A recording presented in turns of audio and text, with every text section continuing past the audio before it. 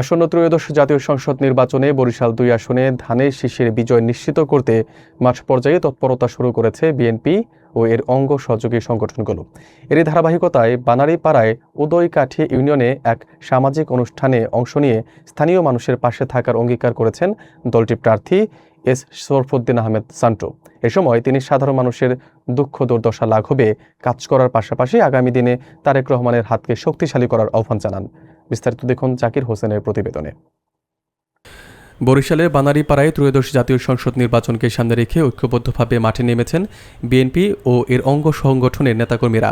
উদয়কাঠি ইউনিয়নে আয়োজিত এক সামাজিক অনুষ্ঠানে প্রধান অতিথির বক্তব্যে বরিশাল ২ আসনের ধানের শীষের প্রার্থী এস শরফুদ্দিন আহমেদ সান্টু সর্দার বলেন, তিনি জনগণের আশার প্রতিফলন ঘটাতে চান এবং মানুষের মুখে হাসি ফোটানোই তার মূল লক্ষ্য।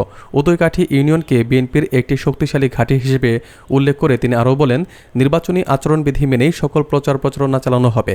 উপজেলা বিএনপির সভাপতি শাহ আলম মিয়ার সভাপতিত্বে অনুষ্ঠিত এই সভায় বক্তারা বলেন, সকলের সম্মিলিত প্রচেষ্টার মাধ্যমে লক্ষ্যে পৌঁছানো সম্ভব এবং প্রত্যেকেই নিজ নিজ অবস্থান থেকে সান্টু সর্দারকে বিজয়ী করতে নিরলসভাবে কাজ করবেন।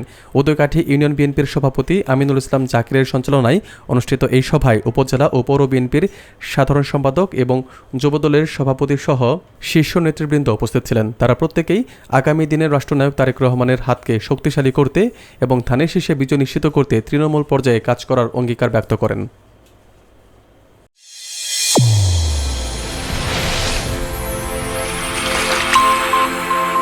চ্যানেল A1 হৃদয় রেসপন্স।